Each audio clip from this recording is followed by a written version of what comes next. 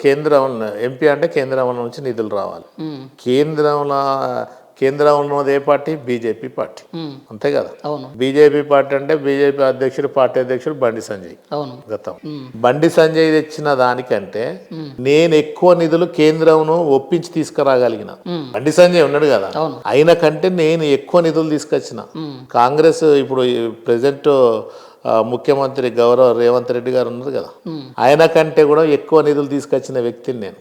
కొన్ని only MP ల్యాడ్సే కాకుండా additional గా కొన్ని స్కీమ్స్ తీసుకురావచ్చు. దాని హృదయ అనేది ఉంటుంది డెవలప్మెంట్ చేయడం కోసం. లేకుంటే అమృత్ ఉన్నది, అమృత్ స్కీమ్ ఎక్కడ లేదు, ఏ స్టేట్లో ఏ డిస్టిక్లలో లేదు, వరంగల్ అది హైదరాబాద్లో. అమృత్, హృదయ్, రూర్బన్ అంటే ఒక ఏరియాను తీసుకొని డెవలప్ చేసుకొని ఒక మండలం చేసుకొని చేయాలి.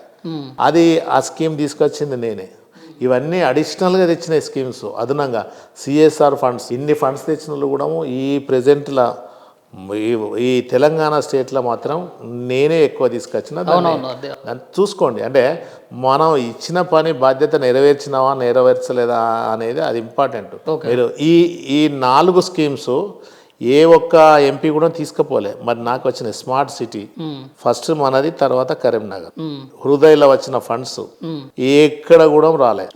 అమృత్లో వచ్చిన ఫండ్స్ ఎక్కడ రాలే. రూర్బన్లో సెలెక్షన్ మనదే, నేనే రిస్క్ తీసుకొని ఏ ఒక్కటి వచ్చినా కానీ ఎంపీ లెటర్ లేనిది, ఎంపీ తిరగంది జిల్లాకు రాదు, ప్రెజెంటేషన్ లేనిది. ఇవన్నీ కూడా వచ్చినాయనంటే కేవలం మనం ఇంట్రెస్ట్ తీసుకుంటూనే వచ్చినాయి. దాదాపు ఒక 150 కిలోమీటర్ నేషనల్ హైవే నీటికొండ నుంచి మొదలుకుంటే నీరుకుల నుంచి వచ్చినాయి. అవి అంటే కేంద్రం నుంచి కన్విన్స్ చేసి తెచ్చుకున్నాయి ఇవన్నీ. మరి మీరేమో కేంద్రం నుంచి తీసుకొచ్చి డెవలప్మెంట్ చేస్తున్నా అని చెప్తా ఉన్నారు. మరి బీఆర్ఎస్ నాయకులేమో గతంలో చూసుకున్నట్లయితే కేంద్రం నుంచి నాకేం వస్తలేవు, వచ్చినట్లయితే బంగారు తెలంగాణ చేసేటోళ్ళు, మరి రావట్లేదు కాబట్టి తెలంగాణ ఎట్లా ఉందని చెప్తున్నారు. మరి ఎవరిని నమ్మాలి? మిమ్మల్ని నమ్మాలా లేకుంటే మీ పార్టీ నాయకులను నమ్మాలా? నన్ను నమ్ము, నేను చెప్తున్నా కదా. అన్నోళ్ళు ఎవరో తెలియదు, మీరు ఎవరు అన్నారో తెలియదు. వాళ్ళ స్పెసిఫిక్ వాళ్ళ పేరు చెప్పు. స్పెసిఫిక్ గా వాళ్ళ పేర్లు చెప్పాలి. ఒక్కళ్ళనే కేంద్రం ఇప్పుడు కేసీఆర్ ప్రెస్ మీట్ పెట్టినా కానీ కేంద్రం నుంచి రాదు. ఇప్పుడు మాకు వచ్చే వాట, తెలంగాణకు వచ్చే వాటను పంపిణీలు అంతే. కానీ తెలంగాణకు వచ్చే వాటలో మా జిల్లాకు మేము ఎక్కువ తీసుకుపోగలం.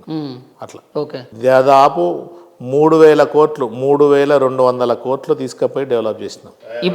ఇప్పుడు ఇంకా పార్లమెంట్లో వరంగల్ ప్రజా సమస్యల గురించి ఇంకా ఏం లేవనెత్తిండ్రన్నా?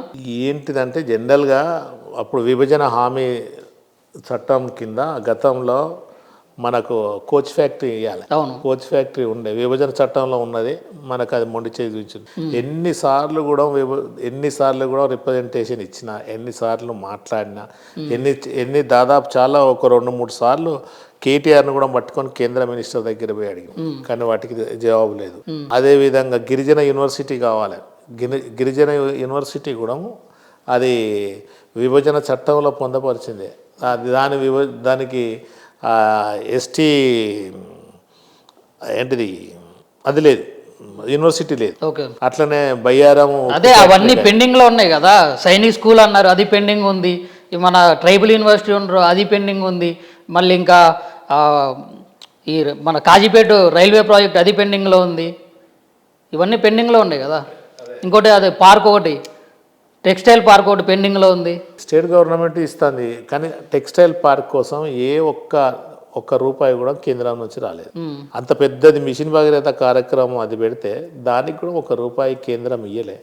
అంటే జనరల్గా ఏంటంటే ఇవ్వకున్నా కానీ ప్రజల ఆకాంక్ష మేరకు ముఖ్యమంత్రి గారు అవన్నీ కూడా పనులు చేయడం జరిగింది. కేంద్రంలో ఇచ్చేటి ఏదైనా నిధులు ఉంటే కేంద్రంలో మన ప్రభుత్వం బీఆర్ఎస్ ప్రభుత్వం ఉంటే మనం తీసుకురాగలుగుతాం. అది బీజేపీ ప్రభుత్వం కదా. అయినా అందరు నువ్వు ఎంపీలో తీసుకో, మాది తీసుకో, మా బడ్జెట్ చూసుకో, మీరు ఆన్లైన్లో కొట్టినా తెలుస్తుంది. దేంట్లోనైనా నంబర్ 1 స్టేజ్లో వరంగల్ ఉంటుంది. సరే, మీరు మాటికి కేంద్రంలో బీజేపీ ఉంది కాబట్టి మేము అంత అనుకూలంగా తెచ్చుకోలేకపోతున్నాం అని చెప్పేసి మాట్లాడుతున్నారు కదా. మరి ఇప్పుడు బీజేపీ అధికారంలో ఉన్నప్పుడు మరి ఇక్కడ ఎంపీగా కూడా బీజేపీ వాళ్ళని గెలిపించుకుంటారు అనుకోట్టుగా. నాకు అర్థం కాలేదు. ఇప్పుడు మీరు బీఆర్ఎస్ ఎంపీ బీజేపీ ఎంపీని గెలిపించుకుంటే ప్రజలకి ఇంకా ఈజీగా పనులు అవుతాయి కదా. బాగానే అవుతుంది, కానీ తెలంగాణ ప్రజల గురించి పట్టించుకునే ఇక్కడ నుంచి కాంగ్రెస్ 3 ఎంపీలు ఉన్నాయి ఇప్పుడు ఉన్నది, బీజేపీ నుండి 4 ఎంపీలు ఉన్నాయి.